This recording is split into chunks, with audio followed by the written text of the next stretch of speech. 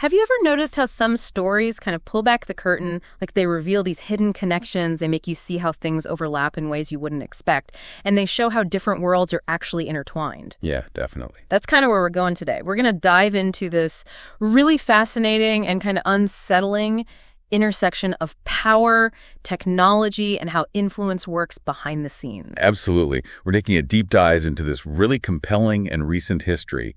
It makes you rethink how power is used and how that's changing right now in our modern world. And our guide for this exploration is going to be One Nation Under Blackmail, Volume 2, specifically chapters 17 through 21. We're going to unpack Jeffrey Epstein's surprisingly deep connections with big tech, his relationships with people at Microsoft, and the often overlooked but alleged role of intelligence agencies in the early days of Silicon Valley. That's right. We want to try to connect the dots that are laid out in these chapters, trace a potential shift from traditional livers of influence, the kind of sexual blackmail the Epstein name has become synonymous with, and we want to explore how that shifted toward a more pervasive, data-driven kind of control. Interesting. And a key part of that is understanding this really interesting connection between the PROMIS software scandal and the rise of companies like Palantir. Think of this as your shortcut to understanding these complex and often obscured connections. Okay, let's start unpacking all of this. Let's go to chapter 17. This chapter is called Epstein's Enterprise. And one of the interesting things right off the bat is that the book kind of hints that the focus wasn't always on the scandals that we know about later. It points to an earlier emphasis on what you might call classic intelligence gathering and the potential for blackmail related to international business and the transfer of technology after the Cold War. Yeah. I think what this early focus might suggest is that Epstein's activities may have originally been more about gaining leverage in traditional areas of statecraft and economic competition. Right. The fall of the Soviet Union created a power vacuum and a lot of new opportunities, and information, especially about emerging technologies, became super valuable. Okay, so speaking of unexpected details, Chapter 17 brings up this trip in 1993 where a delegation from Ohio goes to Moscow. And they're meeting with Aeroflot to talk about air cargo services. But here's the thing that makes you stop and think there's this company involved called Southern Air Transport. And this wasn't just your average logistics company. Right. Southern Air Transport has a history, a well-documented history of links to intelligence. Like the CIA. Including the CIA, yes. And what makes it even more interesting is that there were pilots connected to this company who were allegedly tied to the Iran-Contra affair, that huge scandal where they illegally sold arms to Iran to fund anti-communist rebels in Nicaragua. So you have Southern Air Transport involved in this seemingly straightforward business discussion, but it makes you wonder what the real agenda was. Yeah, it really does make you wonder. The chapter then moves into the Chinagate investigation, and this is where things get really interesting, because we're introduced to some people who are connected to Epstein. One name that comes up is Douglas Leese, and he's described as having a mentoring influence on Norinco. So what's the significance of this connection? Well, Norinco is a big deal. It's a state-owned company in China. It's deeply connected to China's People's Liberation Army, and they're a major player in the global arms trade. And the book is suggesting that people like Leese, who are reportedly connected to Epstein, were involved in facilitating the sale of weapons from Norinco to Epstein himself and to Adnan Khashoggi. Wow. So we're talking about potential arms deals in the mid-1990s. That was a very sensitive time in U.S.-China relations. And there were a lot of concerns about technology transfer.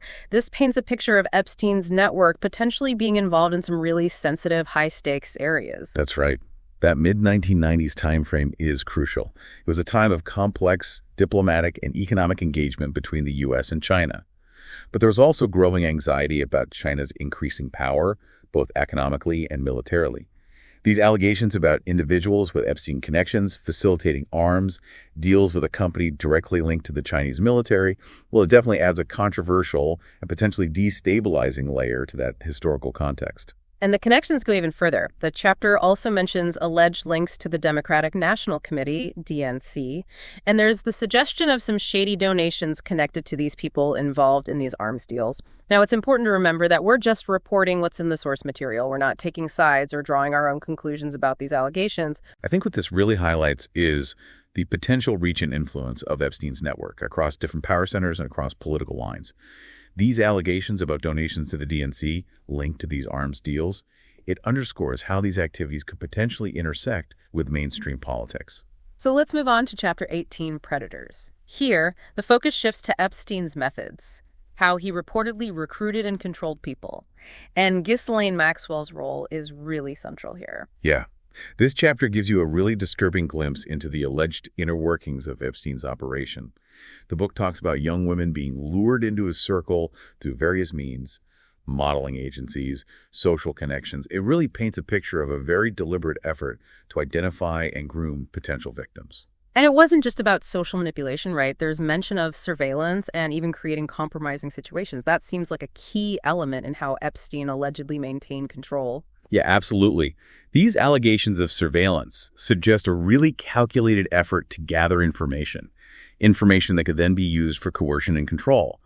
And this element is going to be really important as we go through the book and start discussing the connections to digital technology and the potential for data to be used as leverage. Okay, so Chapter 19, The Prince and the President, delves into Epstein's relationships with powerful figures like Prince Andrew and Bill Clinton.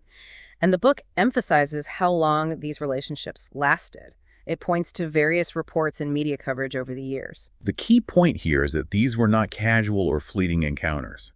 The source material really indicates long-term associations, and there's evidence to back it up. Travel logs, records of social gatherings. It really highlights how Epstein was able to gain access to these elite circles of power and influence. And again, it's really important to remember that we're just reporting the information as it's presented in One Nation under Blackmail, Volume 2. We're not adding our own opinions or taking sides on the political or personal implications. That's right. We want to understand what the source material says about these connections, and then let you, the listener, draw your own conclusions about what it all means. Okay, so now we get to Chapter 20, Epstein, Edge, and Big Tech.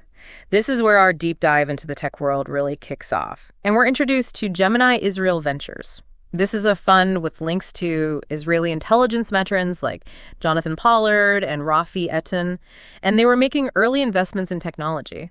It immediately suggests a possible connection between technology and intelligence right from the beginning of the tech boom. What's interesting about Gemini Israel Ventures is the very clear connection to people with backgrounds in Israeli intelligence. I mean, Jonathan Pollard's case, the one where he spied on the United States, that was a huge scandal. And Rafi Etan had this long career in Israeli intelligence. This suggested some early Israeli tech investments might have had this strategic intelligence aspect that wasn't just about making money. Right. The discussion then shifts to ComTouch. This was an Israeli company, and some of its executives, like Isabel Maxwell, also allegedly had ties to Israeli intelligence. And eventually, ComTouch becomes part of Microsoft. Can you tell us a bit more about that acquisition and what Bill Gates and Paul Allen had to do with it? So the acquisition of ComTouch by Microsoft is a significant event.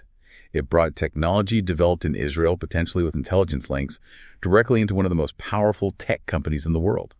And this happened under the watch of Bill Gates and Paul Allen. Isabel Maxwell's reported ties to Israeli intelligence add another layer to this. It suggests there might have been more at play than just business. It's also interesting that the book mentions that Paul Allen invested personally in ComTouch, even when the company wasn't doing so well financially. That seems to suggest a strategic interest that went beyond just profits. That's a great point. Allen's continued investment, even though they were losing money, does suggest there was some strategic reason. Maybe it had to do with the specific technology ComTouch had, or maybe the people involved. It makes you think about the motivations behind some of these decisions in the tech world. Now the chapter introduces Nathan Myhrvold, a former chief technology officer at Microsoft, and he's associated with Epstein. There are photographs, shared interests. What does this connection tell us about Epstein's reach? I think Myhrvold's association with Epstein shows how Epstein was able to build relationships with influential figures across different parts of the tech world, not just in business and investing, but also in areas like technological innovation and leadership. And then there's John Brockman. He was a literary agent. He was involved in the early tech scene. And the book mentions alleged connections to the KGB. This seems to widen the potential network of influence even more. Yeah. Brockman's inclusion in all of this suggests a potentially much broader network of connections. It's not just Western intelligence agencies. According to the source material, it also includes individuals who were allegedly connected to the KGB. This makes you question all the different forms of influence that might have been at work in the early years of Silicon Valley. Okay, so the book also talks about Epstein's well-known interest in eugenics and transhumanism, and he interacted with leading scientists. This is a pretty disturbing element. And it suggests that his personal interests might have intersected with some of the long-term goals and philosophies within Silicon Valley. This is where it gets really intriguing and, as you said, pretty unsettling. Epstein's interest in eugenics and transhumanism raises questions about what he talked about with these scientists, and whether these conversations had anything to do with his other alleged activities, and whether they connect to the goals of some people in the tech community. The book also discusses how Bill Gates and the Bill and Melinda Gates Foundation were involved with Epstein. There were meetings, discussions about global health and technology. And it also mentions reported internal tensions and concerns within the foundation about this association. Again, it's important to remember that we're just reporting the information as it's presented in the book. Yeah. The fact that the Gates Foundation engaged with Epstein, even if it was focused on philanthropic activities, shows that Epstein still had access to and was interacting with people at the highest levels of influence. And it wasn't just technology, it was philanthropy and global affairs too. And the fact that there were reportedly internal concerns within the foundation suggests these connections weren't without controversy. Right.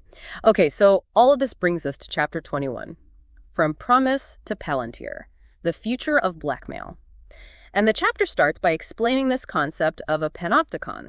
It uses it as a metaphor for constant surveillance, which sets the stage for talking about the power of data. Right. That panopticon metaphor is really important. Imagine a prison where you can see all the cells from a central tower. The prisoners never know if they're being watched, so they act like they're always under surveillance. This idea of potentially being watched all the time is a powerful way to understand what it means to have widespread data collection in our modern world. Yeah. And then the chapter goes into the PROMIS software scandal. It talks about the software's origins in intelligence and the allegations that it was used for surveillance and data gathering. This is important historical context. PROMIS, which stands for Prosecutors Management Information System, was originally designed for case management, but it was allegedly modified to include a backdoor, and that backdoor allowed for secret access to data. This really highlights early concerns about surveillance capabilities being hidden within seemingly harmless software. Absolutely. That PROMIS scandal, with its allegations of stolen software and manipulation being used for secret surveillance, it's a critical historical precedent, especially when we look at later developments in data analytics and surveillance technologies. It shows us that intelligence agencies have been deeply involved in this area for a long time. And this leads us to the connection between some of the individuals involved in PROMIS, including Rafi Eitan again, and the development of Palantir technologies. Peter Thiel, a very prominent figure in Silicon Valley, co-founded Palantir. And there are reports that In-Q-Tel, which is the CIA's venture capital arm, invested in Palantir. This seems to solidify the link between intelligence and Palantir. Yeah, that lineage from PROMIS to Palantir is a central argument in the chapter. The involvement of Peter Thiel and In-Q-Tel's reported investment suggests that the intelligence community is interested in these sophisticated data analysis tools. And Palantir's initial focus on national security applications further strengthens that connection. And the chapter explains how Palantir focuses on something called public-private data fusion for national security purposes. This is a pretty big evolution from the more targeted surveillance that was alleged with PROMIS. It's about connecting and analyzing huge amounts of different types of data to gain insights. What's really important to understand is this shift from targeted surveillance to the fusion of huge data sets. Palantir's technology is all about finding patterns and extracting information from massive amounts of data. And this has implications not just for national security, but potentially for many other areas as well. The chapter also brings up Christine Maxwell's company, Chilid, and there's an alleged connection to PROMIS and U.S. intelligence in the post-9/11 world. The focus here is on data analysis for security. This seems to be another piece of the puzzle in understanding how these technologies have evolved. Yeah. Chilid represents another potential link between PROMIS and the post-9/11 world, where data-driven security became really important. The fact that they focus on data analysis for intelligence purposes suggests that these technologies continue to evolve and be used in the security sector. And then there's Southern Trust. It's a venture that was reportedly linked to Epstein, and its focus was on genetic data. This raises some big questions about how this very personal information could be used in the future. Right. Southern Trust's focus on genetic data is really thought-provoking. It suggests that Epstein and maybe his network were interested in biological information. This raises ethical and privacy concerns about how such data could be used. So the chapter ends by arguing that the nature of blackmail has changed. It's not just about sexual compromise anymore. It's increasingly about controlling and potentially weaponizing all the digital data that we create in this big tech era. This data, which is often collected without us even realizing it, creates a whole new landscape of potential influence and control. That's the key takeaway. This massive collection of digital data, through our everyday interactions with technology, has created a new space for potential control and manipulation. And this data can be analyzed and potentially used against us in ways we might not even understand. So to sum up, the source material suggests that Epstein might have been involved in traditional intelligence activities early on. Then he potentially moved into arms deals involving entities connected to Chinese intelligence. And then he built these extensive relationships with powerful people in big tech, some of whom were allegedly tied to Israeli intelligence. And we've also seen a potential link from the PROMIS software scandal to modern data analytics platforms like Palantir and Chilid. This highlights how interested the intelligence community is in these technologies. Right. And the most important thing to take away is this potential shift in how blackmail works. The source material is suggesting a move away from traditional methods like sexual compromise, and it's moving towards a more subtle and possibly far-reaching form of control based on all the data that's collected in the age of big tech. And this brings us to a final thought. As you think about these historical connections and all the data being collected about us, what does it mean for your privacy and for the balance of power in our digital world? It makes you think about the ethical and societal consequences of all these trends. Definitely. So that's our deep dive into chapters 17 through 21 of One Nation Under Blackmail, Volume 2. We've uncovered some pretty intriguing connections and raised some important questions, and we hope this deep dive encourages you to continue exploring these topics and to think critically about the world around us. Absolutely. It's important to stay informed and be aware of these issues. Thanks for joining us, and be sure to check out our next episode where we'll delve even deeper into this complex and often hidden world. See you next time. Bye. Bye.